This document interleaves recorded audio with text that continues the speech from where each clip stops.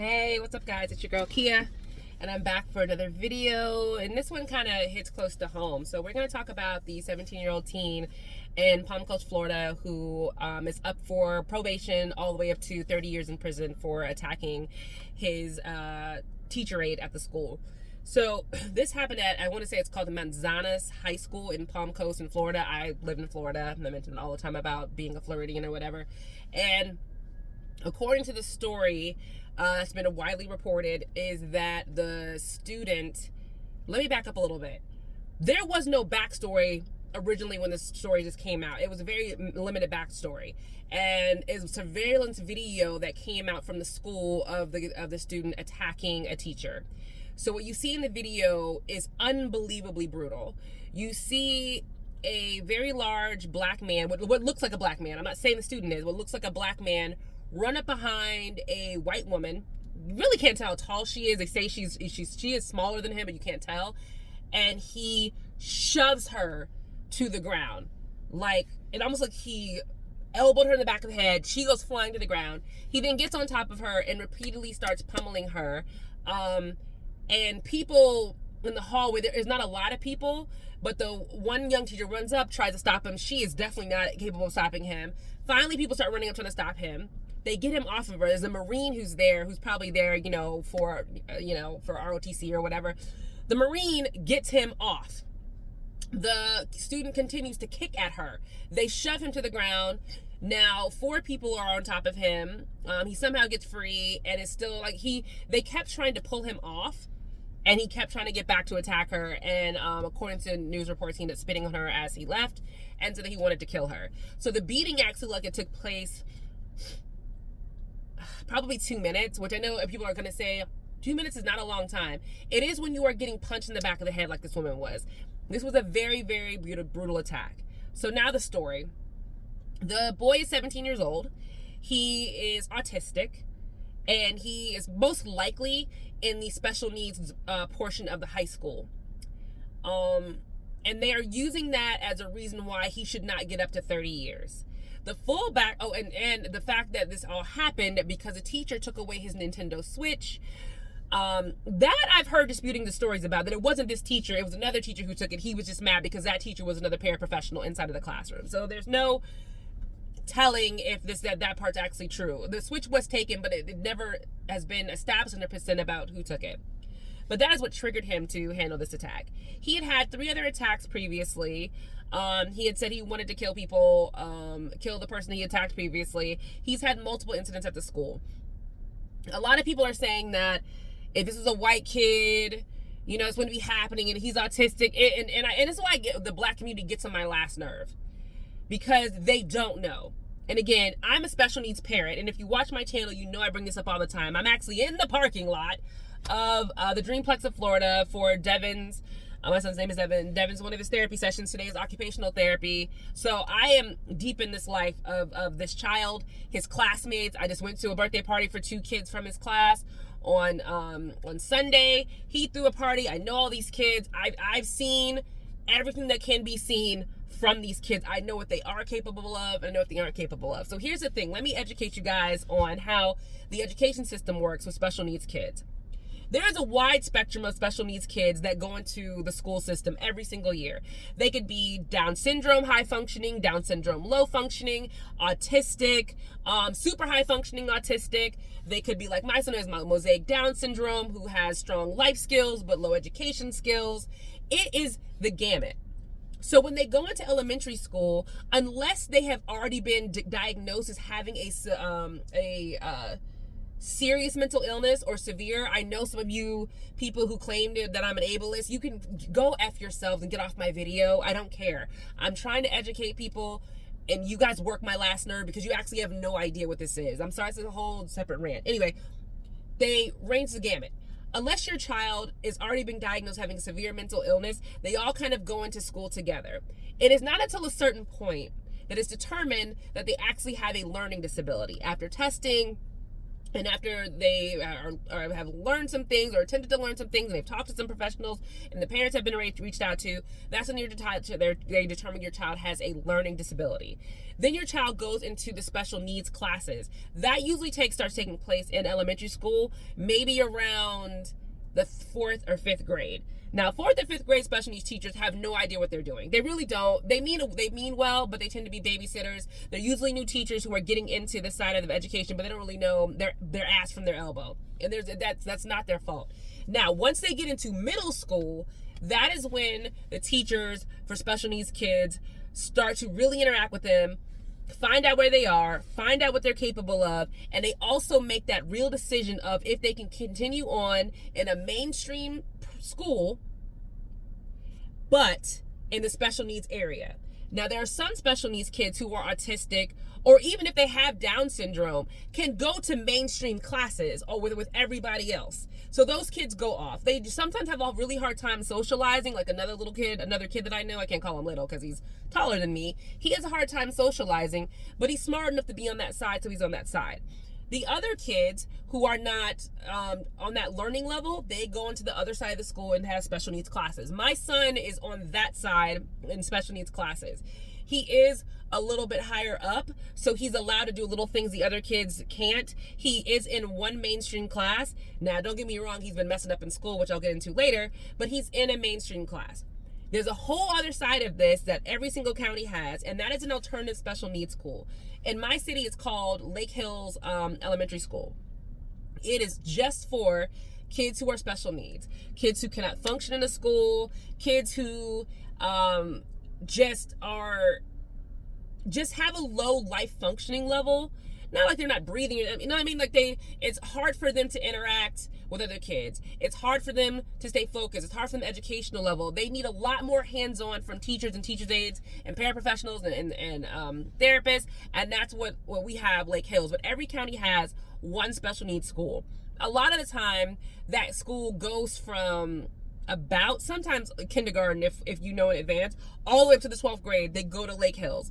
My son goes to that school for summer school because he needs the education, and Lake Hills is the only opportunity in all of the kids who are special needs in summer school, because it's given to them automatically if the parents choose to, for them to go and continue their education over the summer. It's not like it's all summer. It's really just 6 weeks, but I choose to do it because my son tends to get out of school and forget everything he's learned all through the school year. So we like to have him in something additional along with his therapies to keep him going.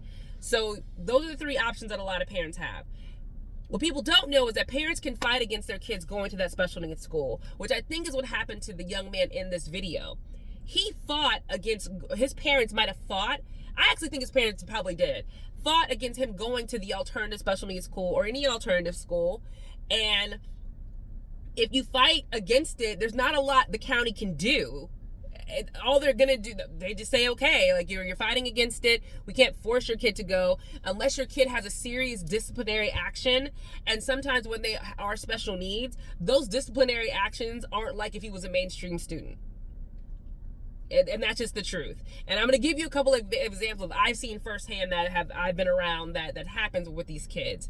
So if the parents fight up against it, there's nothing he can do. The only thing they can do is keep him in the special needs program at the high school, which is more monitored, but it's not like at the alternative school where there's 24/7 somebody with them, somebody helping them, somebody checking on them, watching them, a therapist, and this and that. It's nonstop over at the special needs school. So here's what I've seen. When my son was in middle school, there was a little boy, Gabby. I'm not going to give his full name, but we all just called him Gabby. Gabby had sensory issues and was also autistic, but his sensory issues were really, really serious. So he kept these noise-canceling headphones on his ears at all times. There was a little boy in the school who was new to the school who messed with Gabby's headphones. Gabby is verbal, but it's very minimal. It's like a couple of grunts and and he can like kind of move you away. The teacher had told the other student, leave Gabby alone. Gabby doesn't like his headphones taken off. Gabby needs those. Please leave him alone. Other students knew. So they're trying to let him know. Gabby is moving across the room. And I saw this up close because I was at the school. What was I doing that day? Was I dropping something off? Or was I checking on Devin because he was bad? It was one of the two things. I saw this part. Gabby's moving across the room and the boy's trying to take the headphones off. I leave. I end up having to come back to the school because I had to pick up Devin for something else. And Gabby is sitting outside the door and the boy is on the inside being treated by professionals. Because what happened was, Gabby, who's a much bigger kid, the little boy would not leave Gabby alone about his headphones. Gabby picked this kid up by his throat and slammed him onto a desk, practically knocking him unconscious. Now, that is a very serious thing to do if it was a mainstream child who is not being left alone by another kid. You can't just choke slam somebody on a desk. But in this scenario, Gabby was not punished for this because he has sensory issues. The boy was messing with his headphones. The boy wouldn't stop. Gabby had kind of tried to move different areas and the boy wouldn't stop. The boy got choke slammed. The parents were all informed and Gabby returned to the school the next day and it was never, I don't ever think it was really ever addressed. I'm pretty sure the parents were talked to, but as far as him going to Lake Hills because he had committed a serious offense, that didn't happen. Gabby continued the rest of the school year. So the most recent example of when parents have a choice on whether to keep your kids at a mainstream school or have them go to the special needs school, I have direct experience with that because last year there was a girl in Devin's class who was autistic. And she was a very sweet girl, but she also has severe hearing loss. She's deaf, for lack of a better word. She's deaf, so she uses sign language. Her mother, who also worked for Lake County Schools, people who watch my content might be able to figure out who this is. Her mother also worked for Lake County Schools, so she kind of knew the ins and outs of everything. So at their high school, that girl was in the same class as my son Devin and another little girl, and she was constantly disruptive. Mainly because she can't express herself, because nobody at the school speaks sign language, because that's not a part of the educational system for high school teachers, is to be able to sign to an autistic child. So they were pulling this girl's sister out of her class to come talk to her and calm her down. So it was interrupting that girl's education. The parents were okay with that, but the sister was not really okay with that, so they stopped that. The next thing they did was pull my son and another little girl out of their program to be security blankets for this girl. Of course, me and the other little girl's mom found out about it, and we were like, absolutely not. Like, you're interrupting our kid's education for this child. And the little girl who was deaf and autistic, kept being interruptive, and the school kept calling her parents and kept talking to her parents. And we all know this because the mom would come and talk to us and be like, I can't believe the school is acting like this. They can't do this to my daughter and do that to my daughter. And we would all say to her, the school doesn't have a sign language interpreter for your daughter. I mean, and she's needs a lot more than what the school can offer. So you're getting mad at them because they don't have a deaf interpreter, which is not a requirement at the school. You're getting mad at them because she's being disruptive, and you won't allow them to pull her sister out of class, which interrupts her sister, and you won't allow them to use our kids as security blankets. She stopped talking to both of us because we were just like, you can't do that. She ended up attempting to sue the school board when they said that she needs to go to the special needs school in Lake Hills. She ended up trying to sue the school board. And I don't know where that went. It didn't go far, but I have not seen that little girl since. All the kids I've seen since Devin has been in high school, I've seen them over and over and over again. That is the one child I have not seen since all this happened. And again, some parents want their kids to be mainstream. I would love my son to be mainstreamed a little bit more. Not 100%. I ain't no fool. I know his education level. But I also know that he needs to be able to interact with the real world. Just like the boy in this video, he needs to be able to interact with the real world. It can't just all be everything is sheltered, everything enclosed. But my son would never put his hands on somebody. Now, Devin has other issues. For example, theft. He is a little kleptomaniac right now. We're having to deal with that. He's not so much stealing from students as that he's stealing stuff from home to show off to other kids. He is taking equipment from school like mouses. It's very odd. And we're having to handle that. It's frustrating and annoying. He doesn't have a lot of impulse control. We wish he had more, but he's definitely able to walk around the school and be fine. I have encouraged him to be punished so that he understands there's consequences. The more consequences that he's had, the less we see of this type of behavior. And it looks like this boy who's had 3, the boyfriend who, practically almost tried to kill his teacher. I'm sorry, he almost did. Doesn't look like he has any impulse control, which, okay, fine. He's autistic in impulse control. But they're also like, there's no fear of anything. Not his parents, not the school. There's no discipline or anything like that. And how do you discipline a kid who's 6'4", who's bigger than you and you're a parent? And that's why him being released and people saying he only needs a couple of years if he was a white kid, it's not about that. It is about a young man who has 0 fear and 0 impulse control, who has attacked other people 3 times. He has now brutally attacked a teacher and spit on her and said he wanted to kill her. So you're suggesting that this kid should only get probation? Who has no impulse control? He should only get 1 year, and then when he comes out, he's going to be 100% fine. He'll be able to go into society. He'll be able to move in with his parents, and his parents will be completely safe, right? Like, that's what I'm saying. A lot of people are making comments like, they're just doing this because he's black. No, there are a lot of things that go into a kid getting to this point. And after people stop commenting on Twitter and stop commenting on Instagram and the Shade Room and Neighborhood Talk, and let's say his parents had to bring him home, his parents will have to deal with this. And do we want to read in the news that he got upset with his parents for taking something away from him, and now he's attacked his parents? He's harmed his parents? And who knows that hasn't already happened yet? There are some special needs parents who get abused by their children because they get bigger, and they don't tell anybody, because though they are scared of their child, they don't want their child to get lost into the system or put into the system. So I feel bad for this boy, but some kind of safety precaution needs to be made for the other people around him.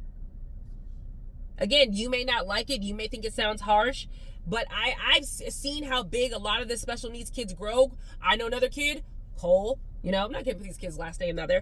Cole, my mom saw a picture of Cole, thought Cole was one of the teachers, and Cole is not one of the teachers, but Cole is 6'5". White kid, big, could be on the football team. He's humongous. He looks like somebody's 40-year-old dad, but he's not. He's one of my son's classmates, only 17 years old. If he got mad enough one day, he could probably do some real damage to his parents or his, what do they call her now?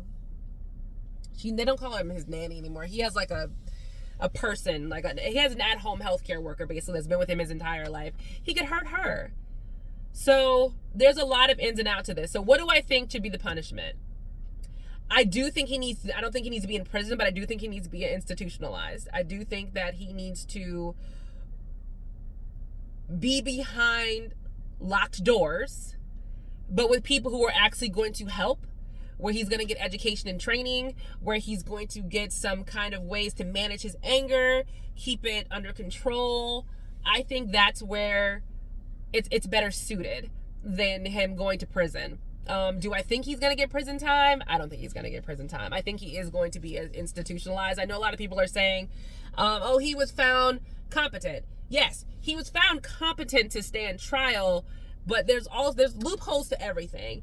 And I think the main reason why he was found competent and things changed was because he didn't show any remorse for what he did. And it's just, it's sad. I feel bad for him. I feel bad for his parents, because again, God knows what his parents have to deal with behind closed doors. And it makes me feel bad if his parents probably did not want to put him in the special needs school in the county and have to deal with that. Even though that might have been a better place for him, it might have given him more protection and more security.